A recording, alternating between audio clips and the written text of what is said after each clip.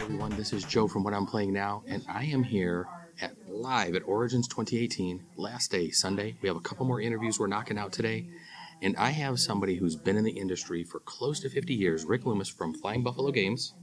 I call it Flying Buffalo, not Flying Buffalo Games. Flying Buffalo.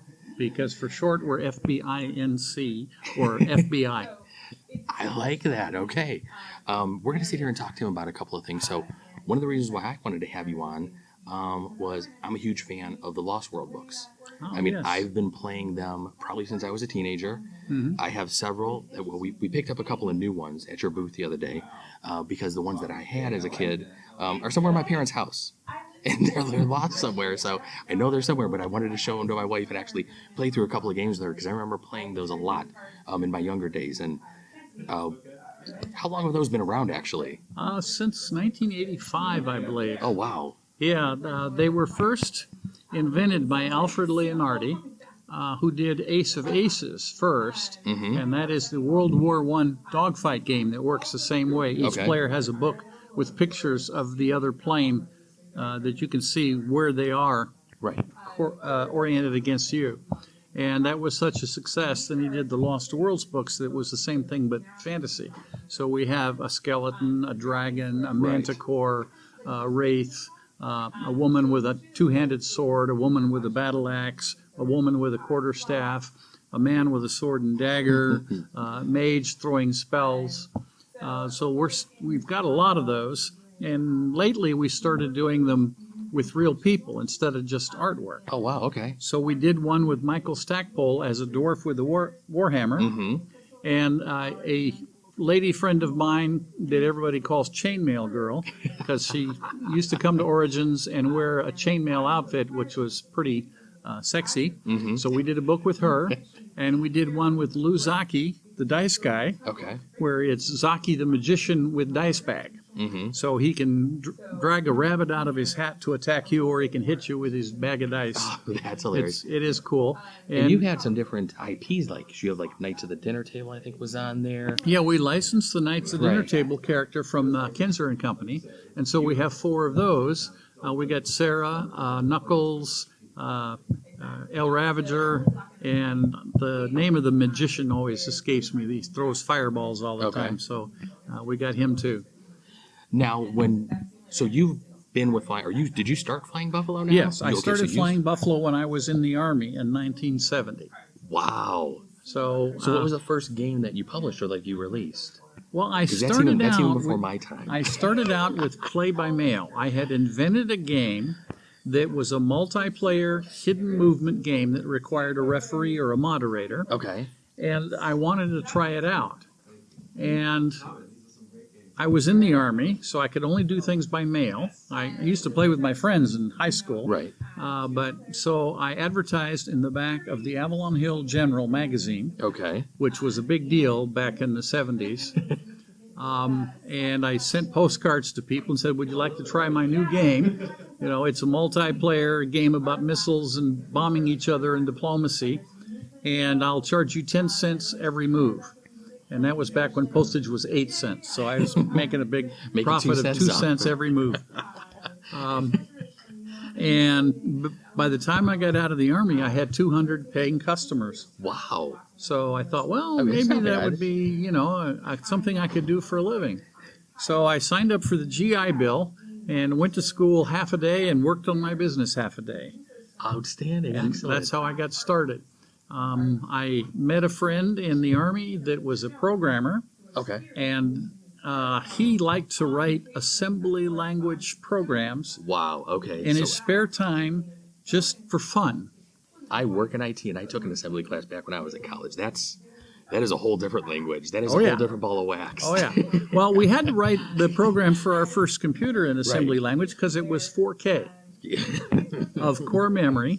And I tell people, and no one has contradicted me yet, and I've been saying this for years, I am the first person to ever buy a computer of my own just to play games on it.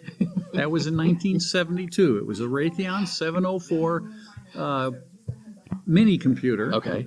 And we used it to run this game by mail. for these 200 customers. That's incredible. And it wasn't big enough to do our bookkeeping on, so we did our bookkeeping on 3x5 cards. So, and I could have bought another 4K of memory for $4,000, but that's a lot of money. Just a little. Just a little. I think I paid $365 a month for 6 years for this computer. I did a lease to buy thing. Wow. So, and 4K of memory, Oh yes, I know. I've been working on computers for several years, so I that is a little before my time, but I've worked on computers a little after that. So, yeah, I've been in the industry for about 20 years working in IT, so I've seen a lot change over the years.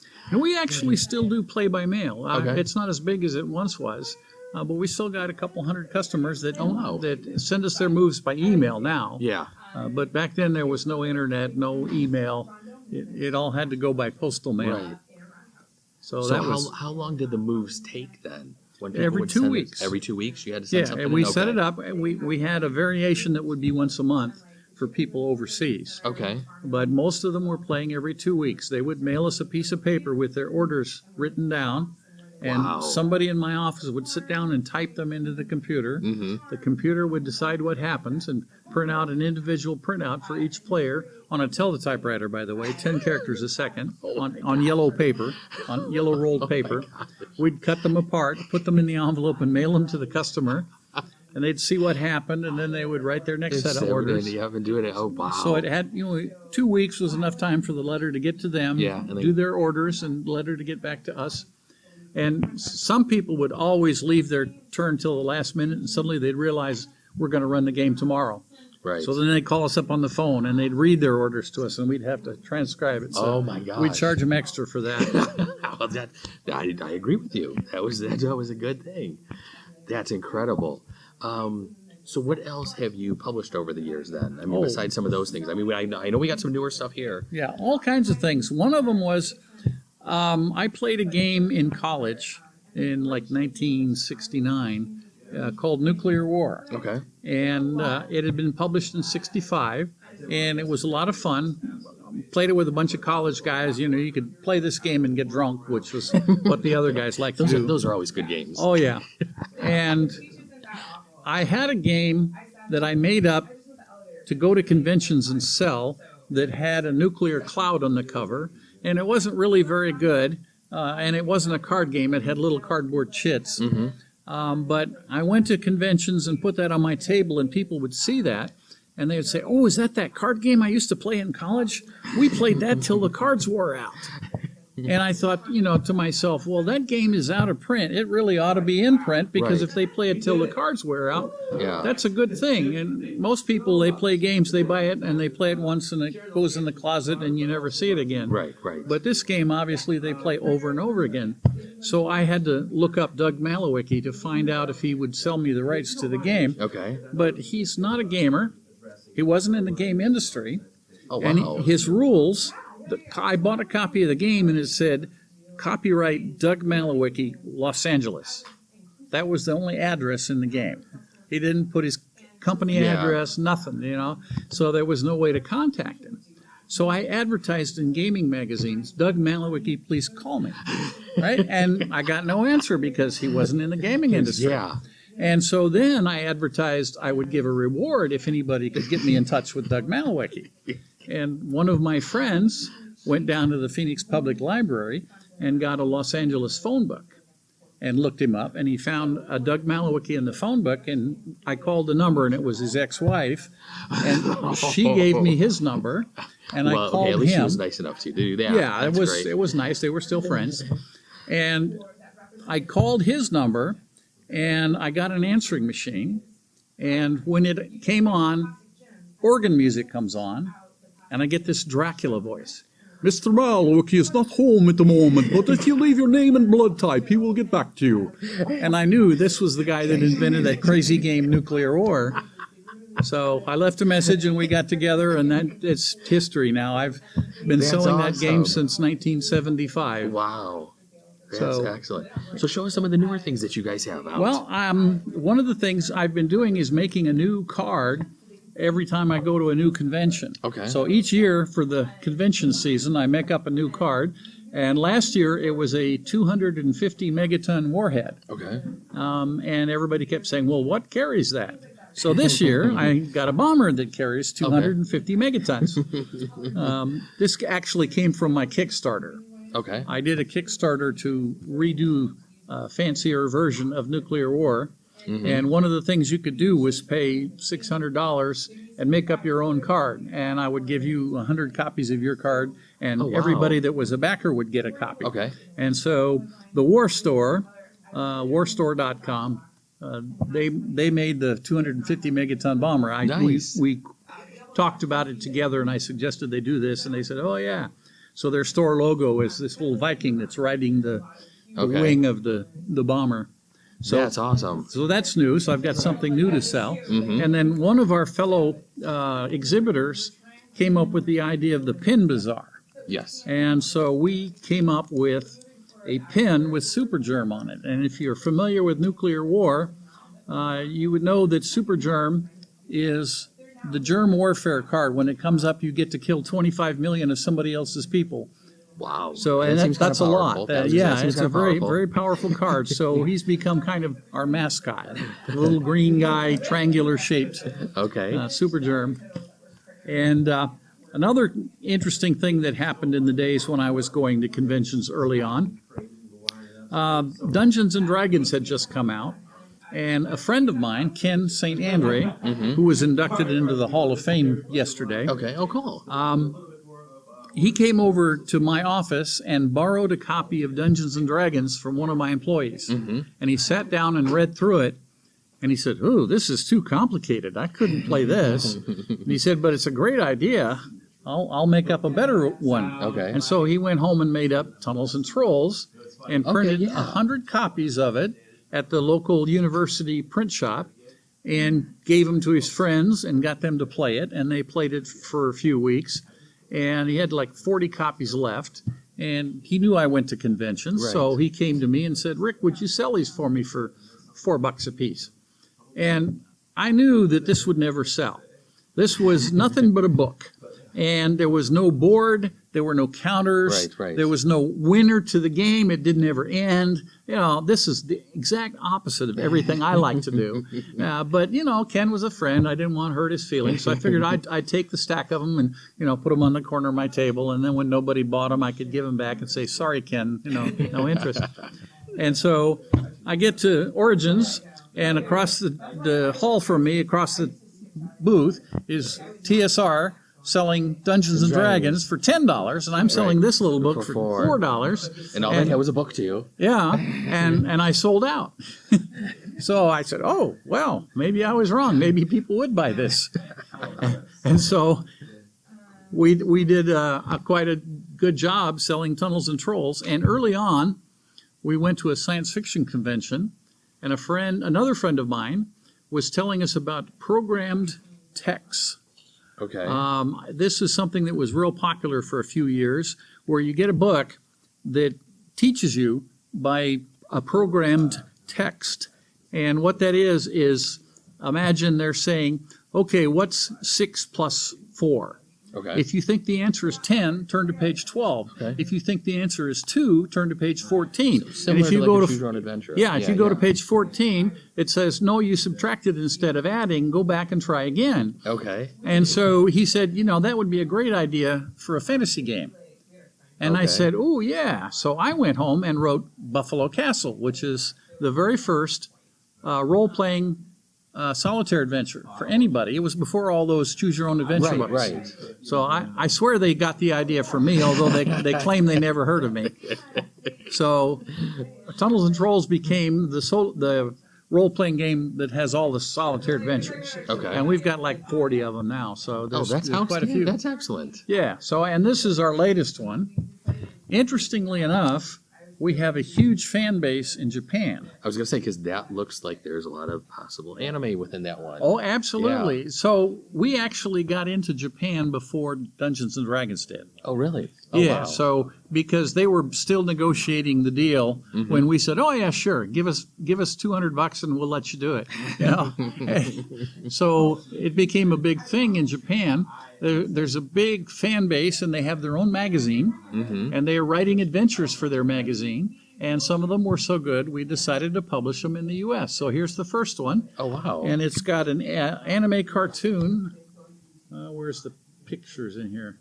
It's got an anime cartoon, Oh, that's pretty awesome. and the cartoon is describing what role playing is really. Okay.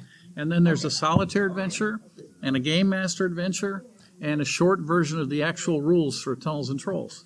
So that is our latest product that we just came out with last month. That's really neat. So what do you think you're going to do next with Tunnels and Trolls? Next with Tunnels and Trolls, we're actually doing a Kickstarter right now, and I should have brought my little flyer. It's Tomb of Kahor. Anyway, some silly name that Ken came up with. And it's a Game Master adventure and a solitaire adventure, and we're doing a Kickstarter to finance it. Okay. And it's live right now.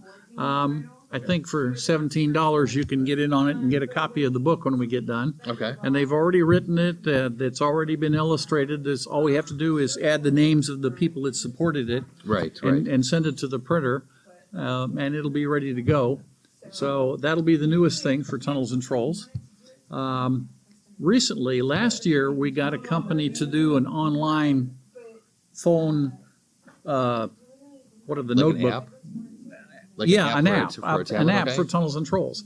The company's called Meta Arcade, and you can get the basic stuff for free. Okay. And then they've got a whole bunch of adventures, and you can play them either by reading ads or by paying a little bit of money for them. So it's, I'm going to have to check really that one out. cool. I don't know if I've ever seen that one on my Oh, phone. yeah, it's I'm gonna great. have to definitely search for that one. Yeah, Meta Arcade. Okay. There's 2 A's in there. Gotcha. All right.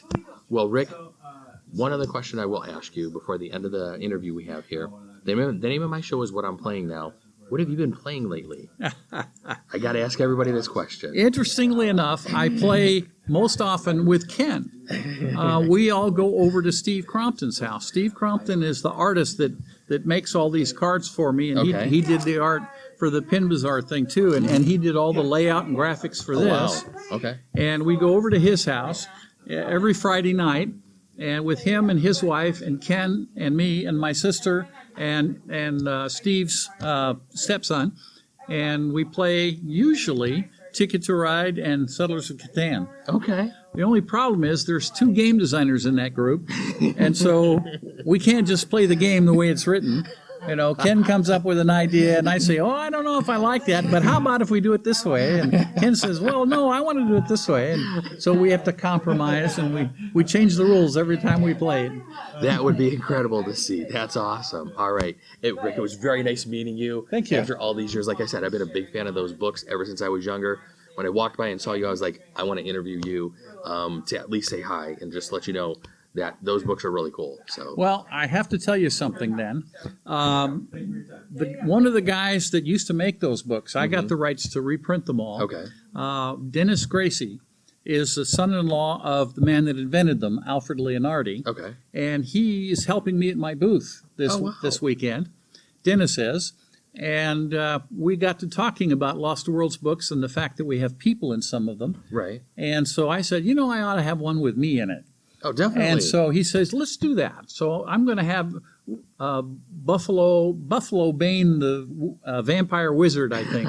And it's going to be me with vampire stuff and magic spells. And I will definitely have to pick that one up So, to add to our collection. So I hope we can get that out in the next 6 months or so. that would be great. All right. Well, it was really great talking to you.